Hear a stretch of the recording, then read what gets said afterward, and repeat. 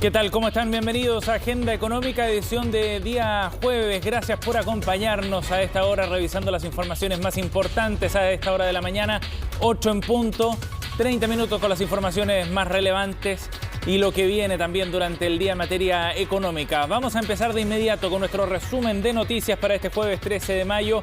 Comenzando con noticias del ámbito político-económico, digamos, y esta negociación que están llevando adelante en la oposición con el gobierno. Ya hay una mesa en la cual se puede conversar porque las propuestas de la oposición fueron presentadas ayer. Formalmente el documento ya está en manos del ministro Rodrigo Cerda. Y por otro lado, en el oficialismo también han salido algunos números específicos para empezar a discutir este acuerdo de mínimos comunes con la ayuda que recibirán los chilenos en los próximos meses. Esta idea para trazar una carta de navegación algo más precisa y con una mirada de mediano plazo. Hay diferencias bien sustantivas en todo caso, del orden de los 7.000 millones de dólares de diferencia entre lo que propone el gobierno y lo que está proponiendo la oposición. Ya les contaremos detalles de cuáles son los puntos más relevantes en este debate que recién está comenzando. Vamos a hablar también respecto a las primeras gestiones que están realizando las aseguradoras, sobre todo las más grandes afuera, para solicitar algún tipo de explicación por parte del gobierno respecto al tercer retiro de fondos previsionales, en particular respecto a las rentas vitalicias. Nosotros lo conversamos largamente aquí en Agenda Económica durante el trámite de este proyecto. Había problemas de constitucionalidad. Algunas aseguradoras decían que este era un proceso expropiatorio en la práctica. Bueno, ayer Ohio National, una compañía aseguradora enorme con matriz en Estados Unidos, ha hecho llegar al Ministerio de Relaciones Exteriores ya una carta en la que plantean precisamente su preocupación por lo que está ocurriendo acá en Chile. Critican este proceso del retiro de las rentas vitalicias y aseguran que hay un clima jurídico algo más incierto después de lo que resolvió el Congreso en esta materia. Por otro lado, hablando de medidas de apoyo, vamos a ver también el balance que se ha hecho respecto al FOGAPE, este crédito con el respaldo estatal que ha servido como uno de los mecanismos más relevantes para ir en ayuda de las pequeñas y de las medianas empresas. Hasta la fecha se han cursado 91.000 créditos FOGAPE según las estadísticas y el balance, de los cuales 97% fueron directamente a pequeñas y medianas empresas. Estos números son muy relevantes en el contexto de lo que está discutiendo la oposición con el gobierno. Sobre la base de la evaluación que se haga de estos créditos, probablemente surjan nuevas medidas de apoyo. Ya revisamos también el detalle de esta información. Por otro lado, en materia internacional, el mundo mira con algo de preocupación, como una señal de alerta, lo que ha ocurrido en Estados Unidos con el IPC. La inflación en Estados Unidos llegó a un acumulado de 4,2%, superior al 3,6% que estaba esperando el mercado. ¿Y por qué es tan relevante esto? Bueno, porque ya impacta en los mercados. De hecho, ayer en Wall Street las caídas estuvieron en torno al 2%. Impacta también al precio del dólar, que se valorizó a nivel internacional, acá en Chile también. Y además hay una preocupación respecto a si este es un escenario de corto plazo, transitorio, o bien hay algo más preocupante en el mediano y largo plazo. Si la inflación llegó para quedarse, puede influir también en las decisiones de la FED sobre la tasa de interés. Ya les contamos más detalles en instantes. Por último, como siempre en nuestro resumen, les contamos cómo están funcionando los mercados y operando a esta hora. En Europa, por una parte, no se han visto tan afectados los números en relación a lo que ocurrió ayer en Wall Street. La bolsa de Alemania a esta hora está subiendo 0,31%, el IBEX 0,2%, Londres marca la excepción, 1,62% de caída, en línea con lo que había ocurrido más temprano en Asia, donde los indicadores también estuvieron a la baja. El IPSA ayer cerró con una caída de 1,22%. La Bolsa de Comercio de Santiago así encamina ya 5 caídas consecutivas. Mala noticia, influida en parte por lo que está ocurriendo afuera, pero también por el ruido local en la antesala de esta elección del fin de semana. Parte del contexto de los mercados que comenzamos a revisar aquí en Agenda Económica en este día jueves. Bien, vamos a partir revisando también una controversia que surgió tras las declaraciones de Alejandra Cox aquí en CNN Chile y Chilevisión Noticias, tras un reportaje sobre los 40 años de la industria de las AFP acá en Chile. Alejandra Cox tuvo polémicas declaraciones, la presidenta de la Asociación de AFP, respecto a la edad de jubilación. Puso como ejemplo a Nicanor Parra, que vivió hasta los 103 años, a Humberto Maturana hasta los 92, dando a entender que era necesario abordar el tema de la vida laboral después de la jubilación y en línea también con un ajuste en las edades de jubilación al alza, un tema que está pendiente, por cierto, acá en Chile. La controversia llegó también al mundo político. Revisamos detalles en la siguiente nota de Ivo Goich. Para muchos fue un pésimo chiste, para otros evidencia el fracaso de un sistema que cumplió 40 años en nuestro país. Una persona que hoy día tiene 25 años sepa que la probabilidad que pueda pensionarse a los 65 es cero, porque realmente no tiene sentido. Para Alejandra Cox, la primera mujer al mando de la asociación de AFP, pareciera hasta graciosa la situación de los futuros jubilados en Chile. Hablamos de un gran Nicanor Parra, que trabajó hasta los 103, Michelle Bachelet, que está trabajando hasta hoy, Ricardo Lagos, Humberto Maturana, al quien acabamos de perder.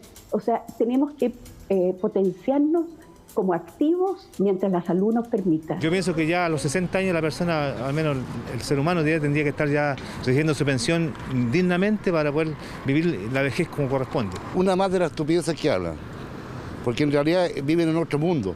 Un mal ejemplo para una idea que no es nueva y que tiene que ver con aumentar la edad de jubilación para extender el tiempo de ahorro previsional. Una que no todos comparten y que molestó en forma y fondo. No hay comentario. No están haciendo la pega. Vamos a tener que trabajar hasta que muramos de viejo nomás, porque no tenemos cero posibilidades. La gente que no tiene, ¿qué hace? Ellos la están viendo solamente por ellos, jamás han visto nada de nosotros. Lo que ignora el comentario es que no todos tienen un trabajo que les permita extender su edad laboral. Fuerza física, condiciones extremas, horarios extensos y un sistema de salud que no es para todos igual. Yo espero que los haya dicho en broma. Yo creo que no ayuda a poner como ejemplo una persona de más de 100 años. La verdad es que nadie ha estado pensando nunca, me imagino, en eso. Las personas son libres de poder hacer lo que quieran, hasta a la edad que quieran, digamos, ¿cierto? Pero un sistema de pensiones tiene que funcionar de manera ordenada. Durante 40 años las AFP han estado gobernadas por personajes que no viven ni trabajan como la mayoría de los chilenos. Por tanto, se entiende su desconexión, frivolidad e indolencia. Declaraciones que se dan en el peor momento de las AFP. Tras 3 retiros de fondos, la discusión de una reforma previsional estancada en el Congreso y las críticas al sistema. Las pensiones de las y los chilenos son miserables, no son para reírse. Seamos claros, el sistema de pensiones, la AFP y la presidenta de esa asociación son un fracaso. Hago el llamado finalmente al gobierno a que le ponga a discusión inmediata la reforma previsional para darle dignidad a nuestras personas mayores. Nos dice una sola cosa: este es el reconocimiento explícito de las propias AFP del fracaso de su modelo.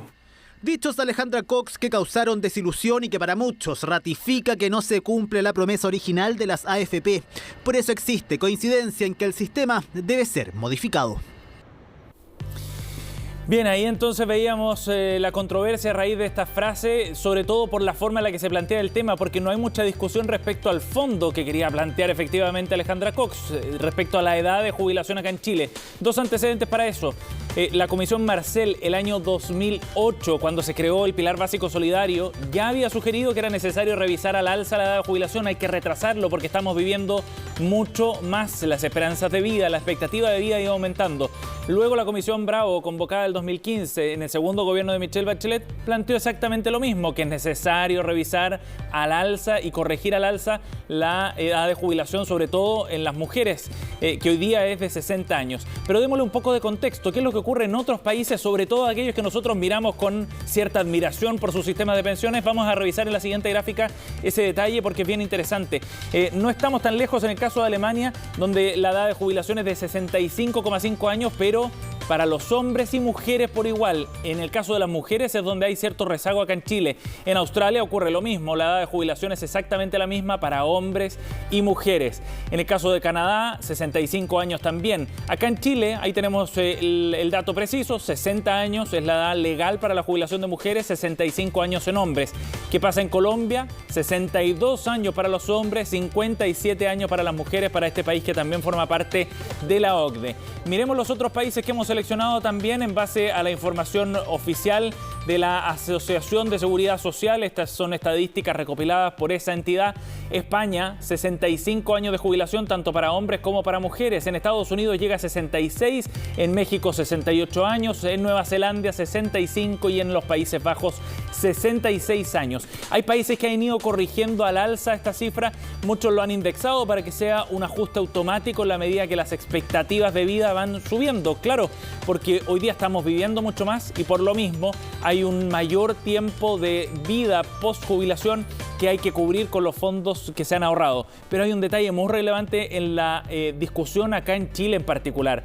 Una cosa es la edad legal y otra es la edad efectiva de jubilación. Las mujeres pueden jubilar a partir de los 60 años, pero en el periodo que va desde 2010 hasta 2018, según datos de la Superintendencia de Pensiones, la edad promedio efectiva de jubilación era de 64 años.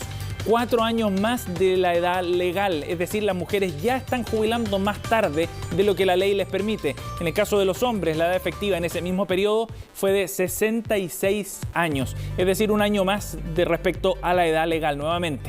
Es decir, las personas conscientes también de su situación y de los ahorros que han acumulado y de la vida que tienen por delante, ya lo están haciendo más tarde. Por lo tanto, hay que considerar ese dato también, la edad de jubilación efectiva, a la hora de debatir sobre este tema, que sin duda, por más impopular que sea, es un asunto que debe abordarse en una próxima reforma previsional. ¿Cuál es la prioridad? Está en otro lado, efectivamente, en los montos bajos que entrega el sistema hoy día, pero este tema deberá estar en ese debate más adelante, nos guste o no. Bien, 8:12, vamos a ir a otro tema para hablar de esta discusión sobre los mínimos comunes, la reunión que sostuvieron el presidente Piñera con la senadora Proboste, el senador Pizarro, hace un par de semanas. Ya empieza a tomar forma en esta propuesta de acuerdo de mínimos comunes. La oposición hizo entrega de su documento ayer y eso ya plantea una discusión mucho más concreta. 17.600 millones de dólares costaría su propuesta, que establece básicamente una renta básica universal. Para una familia de 4 integrantes serían 604.000 pesos por 4 meses hasta septiembre, que podría ser extendible de acuerdo a la situación sanitaria. Esa propuesta dista mucho de lo que ha planteado el gobierno hasta ahora. El gobierno plantea un ingreso de 100.000 pesos para el 100% del registro social de hogares por 3 meses. El costo mensual, para que tengamos una idea, es de 2.050 millones de dólares en el caso de la propuesta oficialista. La oposición está planteando una propuesta que tiene un valor de 3.650 millones de dólares aproximadamente mes a mes. Hay una distancia enorme, habrá que buscar un punto medio seguramente, pero ayer los senadores de oposición se explayaron sobre este punto. Escuchamos a la presidenta del Senado, a Yasna Proboste, y luego a Carlos Montes. Llamamos nuevamente al gobierno y a la derecha a dejar atrás la lógica de que las familias paguen la crisis con sus ahorros individuales de AFP o cesantía. Chile puede entregar un aporte fiscal suficiente. Los recursos están, solo falta la decisión política del gobierno. Para las pymes, en acuerdo con sus representantes, proponemos subsidios directos por 3.000 millones de dólares, suspensiones de diversos cobros, condonaciones, mejores líneas de crédito y protocolos claros para la reapertura de actividades, entre otros. En materia sanitaria, nos parece indispensable la gratuidad del examen PCR, cumplir el pago de las bonificaciones prometidas a los trabajadores y trabajadoras de la salud. Nosotros creemos de que como los temas no son solo mensuales, sino que son acumulados para atrás, las personas han tenido que gastar, endeudarse, muchas cosas que han ocurrido. En estos 4 meses por delante creemos que se requiere una cantidad que realmente permita enfrentar los problemas sociales. ¿Cuáles son las fuentes de recursos? El gobierno verá la manera de hacerlo. Hoy día, como las tasas de interés de los créditos están bajos, todo indica que va a ser endeudarse porque estamos con muy bajo nivel de endeudamiento, la forma probablemente más usada. Además tenemos fondos soberanos guardados producto de las épocas buenas del cobre y a su vez tenemos una parte de los fondos de Fuerzas Armadas destinados a las Fuerzas Armadas que creemos de que una parte de esos recursos podrían ayudar a resolver estos gastos. Bien, ahí la visión entonces desde la oposición. En el gobierno ya la propuesta está en sus manos, hay un documento oficial, van a analizarlo y luego lo comentarán, decían ayer los ministros Cerda y Osa. Por otra parte, en el oficialismo, en Chile Vamos, en el mundo parlamentario del oficialismo están trabajando también en su propia propuesta. Hoy día habría un documento oficial ya, pero se adelanta que la idea del oficialismo va por una renta, un ingreso que esté en la línea de la pobreza, 179.000 pesos por integrante del hogar. Esa suma también se aleja un poco de lo que plantea el gobierno, está más cerca de la oposición, pareciera un punto medio, y lo plantean por una extensión de 6 meses, decía ayer el senador Francisco Chaguán, como una forma entonces de garantizar estos ingresos de acuerdo a la situación sanitaria, de la mano de un estado de excepción que se pueda decretar, o de la vigencia más bien de este estado de excepción. Lo cierto es que esa propuesta la conoceremos en detalle en el día de hoy. Vamos a escuchar al presidente de la Cámara de Diputados, al diputado de RN, Diego Paulsen, quien se refería precisamente al trabajo que están haciendo internamente. Tenemos un imperativo ético de asegurar a las familias chilenas un ingreso digno que vaya en torno a la línea de la pobreza y al 100% el registro social de hogares. Pero además, tan importante como las familias son las pequeñas y medianas empresas, y es por eso que queremos otorgar un subsidio directo a todas las pequeñas y medianas empresas que tengan ventas inferiores a 25.000 UF, con un bono directo de mínimo 1 millón de pesos y hasta un total de 3 meses de promedio del IVA pagado del año 2019. Pero además creemos importante poder colaborar con las pequeñas y medianas empresas, que el Estado pague las leyes laborales y sociales de todos los trabajadores suspendidos por la Ley de Protección del Empleo. Además, creemos importantísimo poder mejorar a través de un FOGAPE renovado que pueda flexibilizar y ayudar a todas aquellas actividades no esenciales como el turismo, la cultura, la gastronomía. 8:16. Vamos a ir a una información que ha surgido en las últimas horas en el mundo de las criptomonedas, del Bitcoin en particular, que ha hecho mucho ruido. Tiene que ver con el rol de Elon Musk en el precio del Bitcoin. El dueño y fundador de Tesla, uno de los hombres más millonarios del mundo, ha tenido un rol muy activo en el desarrollo precisamente de este mercado, el de las criptomonedas. Y suscribió un tweet en su cuenta personal que ha generado mucho ruido, llevó el Bitcoin incluso a caer en torno a 12% en un momento, se ha ido estabilizando el precio, pero ha tenido un impacto enorme. ¿Qué es lo que ha planteado Elon Musk? Básicamente que Tesla, su empresa que fabrica vehículos eléctricos, ya no aceptaría el Bitcoin como un medio de pago.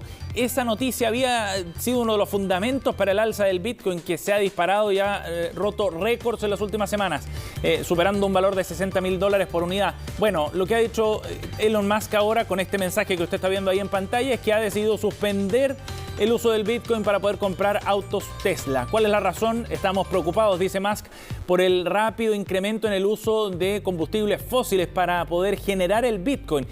Minar el Bitcoin, generarlos virtualmente, esta moneda digital, usa muchísima energía. Son cientos de computadores, cientos de miles de computadores trabajando al mismo tiempo y servidores para poder generarlos. Bueno, eso requiere mucha energía y principalmente se está utilizando energía contaminante, plantea Elon Musk, y le preocupa el tema. Por eso es que ha dicho que si bien las criptomonedas son una buena idea en muchos niveles, tienen un futuro promisorio, de todas maneras para ellos por ahora no es una opción. Esto es un reflejo en todo caso de la enorme volatilidad que enfrentan las criptomonedas y en particular el Bitcoin. Varias veces Elon Musk ha tuiteado en favor o en contra de alguna criptomoneda y eso ha provocado saltos enormes en su precio. Es bien llamativo y un tema para seguirlo también pensando en lo que ha ocurrido con otras monedas. Acá estamos viendo precisamente otro de los gráficos que subió en su cuenta de Twitter Elon Musk y que muestra el uso de energía asociado a la generación, al minar criptomonedas. Y ahí está viendo usted en ese gráfico, a mano derecha en particular, en esa línea gris que llega hasta la parte superior, cuál es el consumo de energía. Musk ha dicho que van a favorecer aquellas criptomonedas que usen menos de un 1% de lo que requiere Bitcoin hoy día. Un tremendo desafío para un mercado de la fintech que está en pleno auge y del cual además Elon Musk ha sido uno de los principales promotores. Pero ya vemos, sumamente volátil este mercado. 8:19, nos vamos a la pausa, volvemos de inmediato con más informaciones. 8:21, estamos de vuelta aquí en Agenda Económica y vamos a revisar un conflicto que ha tenido novedades en las últimas horas en relación a las marcas de retail, los locatarios de los locales, de los centros comerciales y precisamente los dueños de los malls. Ha habido una causa que ha llegado al Tribunal de Libre Competencia. Esta instancia había rechazado los reclamos de la Asociación de Marcas del Retail y finalmente la Corte Suprema les ha dado la razón. ¿Para qué? Para zanjar algunos conflictos que surgieron después de la pandemia. Vamos a conversar sobre este tema. Estamos en contacto hasta ahora con Cristian Sayé, vicepresidente de la Asociación de Marcas del Retail. ¿Cómo está, Cristian? Gracias por conversar con nosotros. Hola, buenos días, Sebastián. Muy bien. Cristian, bueno, este conflicto entre los centros comerciales y ustedes, la Asociación de Marcas de Retail, se arrastra desde el inicio de la pandemia, sobre todo cuando los cierres forzosos obligaron a una serie de ajustes también operativos, ¿no? La Corte Suprema les ha dado la razón para que el Tribunal de Libre Competencia entonces zanje parte de este tema. ¿Qué es lo que va a tener que resolver en particular el tribunal, Cristian?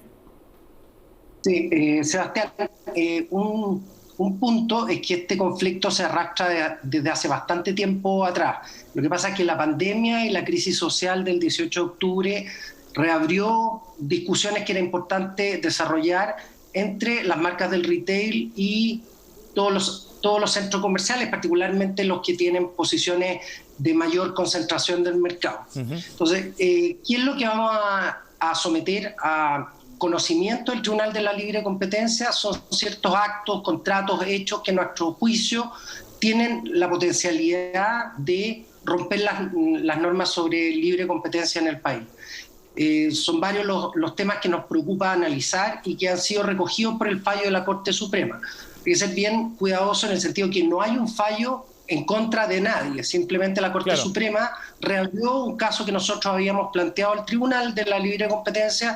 Ese tribunal en principio determinó algo que es bien importante también. Dijo que los hechos que nosotros habíamos denunciado eran materia de un procedimiento contencioso, o sea que nosotros debíamos señalar las infracciones y pedir multas, sanciones. Nosotros preferimos ir por el lado no contencioso, que es la consulta, que es un procedimiento más abierto que permite conocer estos hechos, actos o contratos. Y en la práctica, Cristian, ¿qué significa el que el tribunal pueda conocer esos actos ahora o intervenga en este proceso? ¿Y qué es lo que ustedes quieren demostrar en esa instancia? Mira, en la práctica, este procedimiento no contencioso, que no es confrontacional, es poner a disposición del tribunal estos hechos, actos o contratos. El tribunal los examina y determina si es que estos pueden influir o no, o pueden ser contrarios a la libre competencia. Entonces, nosotros queremos que el tribunal se pronuncie. Hemos tenido siempre discusiones con los centros comerciales y, bueno, nosotros dijimos, si ellos creen tener la razón y nosotros creemos tener la razón, que lo diga un tercero. Eso es simplemente eso. Entonces, lo que nosotros hemos reclamado son algunos puntos. Los más relevantes son que consideramos que existen cláusulas contractuales abusivas. De partida hay un reglamento. Los MOL te imponen un reglamento y tú tienes que sujetarte estrictamente a lo que ese reglamento dice. El reglamento que no es posible negociar con ellos. De eso nacen cláusulas contractuales abusivas. Por ejemplo, el cobro de gastos comunes y un fondo de promoción cuyos ingresos, gastos, nosotros no conocemos, nos viene un detalle de esos gastos comunes, no sé, los que vienen en departamento saben que le llega a fin de mes una cuenta que detalla exactamente en qué se ocupa la plata del condominio. Aquí nosotros no tenemos esas cuentas y queremos que se nos entreguen esas cuentas. Pero al final, lo que ustedes están reclamando en el fondo, y por eso están en esta instancia, es que esto genera un perjuicio para el desarrollo del sector en la práctica, ¿no? Y que hay un problema de competencia precisamente. Perfecto, sí. Al respecto, nosotros, el modelo actual de los centros comerciales y sus relaciones contractuales con los locatarios es un modelo que responde a 10, 15 años atrás, Sebastián. Nosotros queremos que se revise ese modelo e ir a un nuevo modelo que establezca relaciones más equilibradas desde el punto de vista contractual, financiero y operativo. Nosotros queremos y hemos invitado a los centros comerciales a conversar sobre el futuro del retail. Fíjate que la pandemia nos enseñó y nos dejó un e-commerce sumamente potente. Tenemos que ver junto con ellos cómo potenciamos ese canal de tal manera de que juntos armemos el retail del futuro, que ya no es del futuro en realidad, es del ahora. Tenemos que preocuparnos hoy de eso.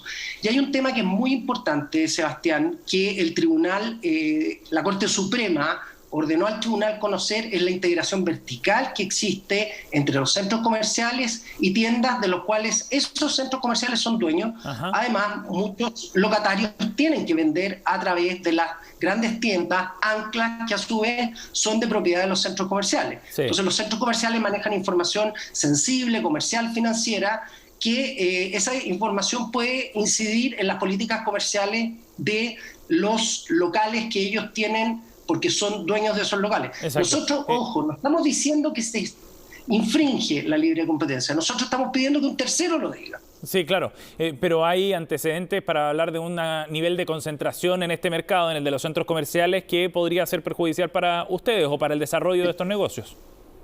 Totalmente, son pocos los centros comerciales y la mayoría de las marcas que representamos tienen que estar ahí. Claro. Entonces tienen que someterse a estas instrucciones y contratos que son prácticamente de adhesión, Sebastián. Cristian, la forma en la que se resuelva esto, lo que diga el tribunal, ¿qué es lo que dará pie? Pensando en que ustedes lo que vienen reclamando en la práctica es generar ciertas condiciones que le permitan sobrellevar este periodo que ha sido muy crítico para todas las pymes en general, para ustedes, las marcas de retail también.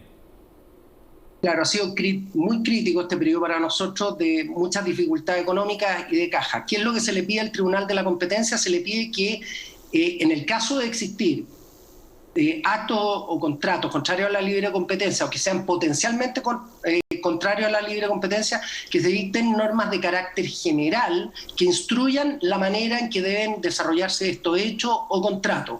El tribunal tiene una larga historia en dictar a través de consultas, resoluciones de carácter general que deben cumplirse por los agentes económicos. Por ejemplo, en el tema del gas, Fenosa, en el tema de AGIP, los proveedores de supermercados, dicta instrucciones que tienen que someterse todos los agentes económicos. Eso es lo que esperábamos nosotros, que el tribunal revise estos antecedentes y que dicte estas instrucciones de carácter general a la cual todos nos debamos someter.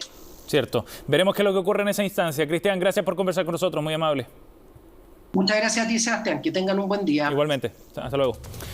8:29, estamos cerrando Agenda Económica. Gracias por acompañarnos. Viene Jacinta Molina con las noticias internacionales en Conexión Global. Que tengan un buen día.